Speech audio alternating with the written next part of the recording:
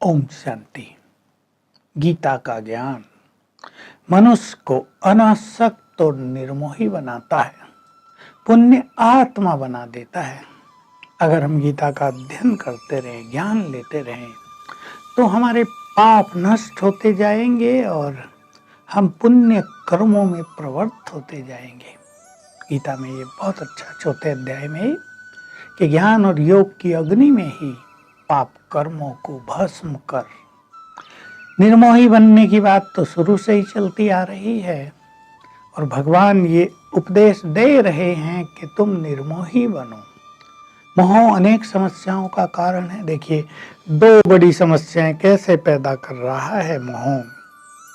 किसी ने मेरे से कांटेक्ट किया, बात की कि सुना है विनाश हो जाएगा, ये तो कोरोना ही बहुत खतरनाक हो रहा है, क्या इसके बाद भी लोग बच जाएंगे? मैंने कहा बचेंगे, ये तो समाप्त हो जाएगा। कहा मुझे तो डर लग रहा है, दुनिया बदलती जा रही। कोई कह रहा भूकंप होंगे, कोई कह रहा सूरज का तापमान कम हो गया है, क्या करूं? मेरे तो 3 बच्चे हैं, मुझे तो बहुत डर लग रहा है। अब देखिए, इस डर से उस पर मानसिक इफेक्ट हो रहे हैं।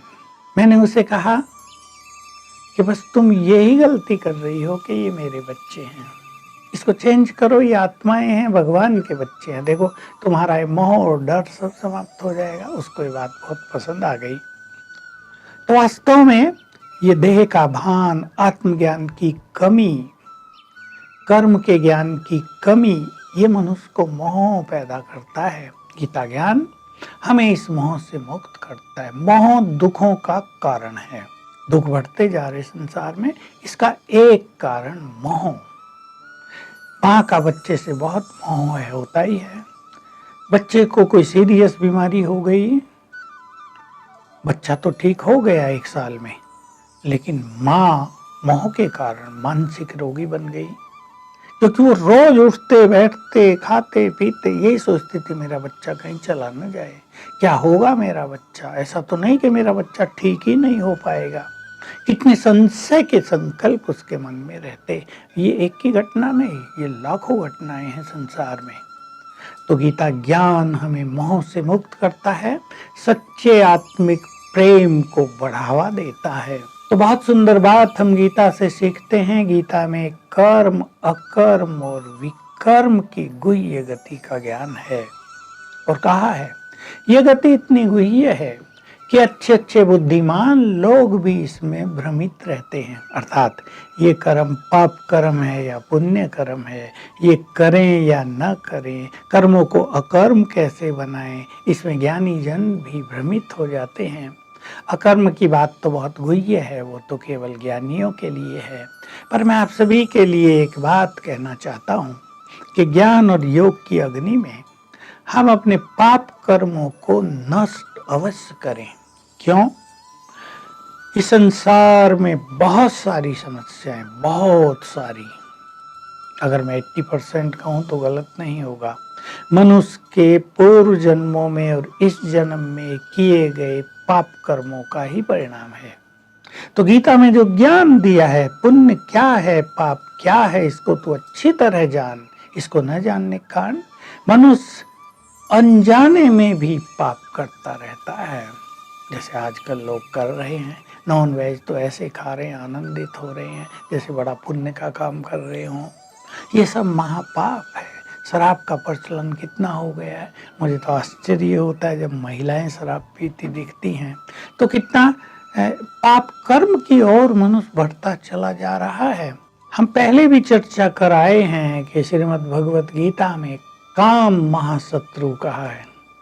Sex lust is your biggest enemy, it's the root of all sins. तो सभी पापों का ये बीज है और इसमें तो आज सारा संसार लिप्त है। तो पाप ही पाप हो रहे हैं। देखे, ज्ञानी जन भी, बुद्धिमान जन भी इस बात को नहीं जानते कि वो जो कर रहे हैं वो पाप कर्मों में गिनती हो रहा है। जिन कर्मों में वो लिप्त हैं उनमें से अधिकतर कर्म उनके पाप हो रहे हैं। कर्मों की गति न जानने के कारण व्यापार में बहुत सारे पाप हो रहे हैं।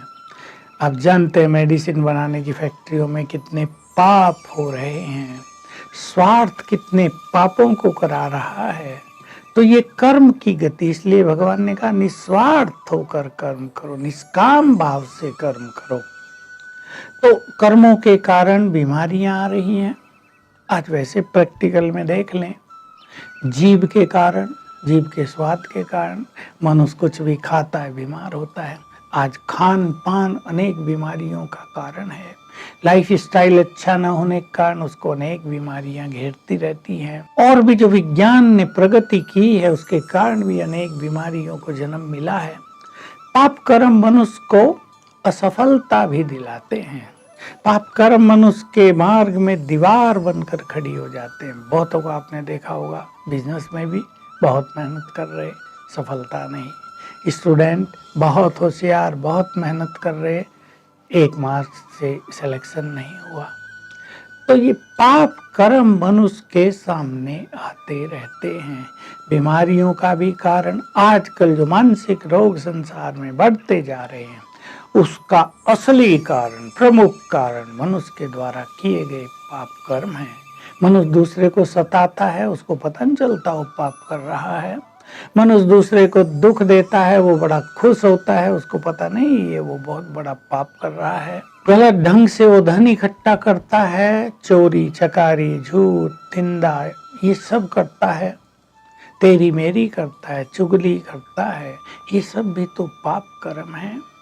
इनसे मनुष्य आत्मा पर दबाव बढ़ता जा रहा है और मानसिक रोग संसार में बढ़ रहे हैं, शारीरिक रोग भी बढ़ रहे हैं। जैसे देखो अभी आ गया वायरस, आया कोरोना, आया दवाई नहीं है, लोगों में डर है और जैसे जैसे बढ़ रहा है डर बढ़ता जा रहा है। क्या होगा? सरकारें बहुत काम कर रही हैं, डॉक्टर्स और मेडिकल स्टाफ बहुत काम कर रहा है, लेकिन क्यों ये मनुष्य पर इफेक्ट कर रहा है? यदि आप गहराई में जाएं, यदि आप सूक्ष्मता में देखें, पाप कर्मों की अति ही इसके मुख्य कारण है। मनुष्य ने ये भी तो पाप किया है कि प्रकृति का दोहन किया, प्रकृति को सताया, उसको नष्ट किया, उसको प्रदूषित किया। तो ये सब पाप कर्म मनुष्य को इस स्थिति में ले आए हैं कि मनुष्य सुखी नहीं रह सकता। उसके जीवन में अनिश्चितता आ गई है, प्रकृति अपने रूप बदलती जा रही है, चांद तारे सूरज सब बदलेंगे, प्रकृति में ये बड़ा चेंज आएगा, उसका इफेक्ट धरती पर आएगा। तो मनुष्य के कर्मों ने मनुष्य को दुखी किया है। इसलिए कर्मों को योग और ज्ञान की अग्नि में नष्ट करना है। इसके लिए आपको संपूर्ण ज्ञान चाहिए। ज्ञान आप लेंगे तो आपको समझ में आएगा। एक ज्ञान की अग्नि हमें पुण्य कर्म करना सिखाएगी, पाप से बचाएगी। योग एक अग्नि है जिसमें पाप जलकर नष्ट हो जाएंगे। ये आपको ज्ञान बहुत अच्छी तरह मिल जाएगा, क्योंकि गीता में जो ज्ञान है वो सार रूप में है। आप समझ सकते हैं, इतनी छोटी सी किताब में संपूर्ण ज्ञान तो सार रूप में दिया है, इशारों में दिया है, एसेंसफुल नॉलेज है बहुत, वो उसका विस्तार आप जान सकते हैं। और इस तरह आप पुण्य कर्मों की ओर भी आगे बढ़ सकते हैं और पाप का बोझ भी हल्का कर सकते हैं। और आप देखेंगे आपके पाप हल्के होंगे, पुण्य बढ़ेंगे, तो क्या होगा? बीमारी आएगी और फट से जाएगी। सफलता आपको कदम कदम पर प्राप्त होगी। आपका मन बहुत प्रसन्न रहेगा, बहुत खुश रहेगा। तो आइए हम गीता के 4थे अध्याय से ये सब बातें सीख लें। कर्म बहुत कर लिए, विकर्म भी बहुत कर लिए, अब उसके प्रभाव से स्वयं को मुक्त करेंगे तो चित्त निर्मल होगा, हम खुशियों में उड़ते रहेंगे, जीवन जीने का सच्चा आनंद हमें प्राप्त होगा। ओम शांति।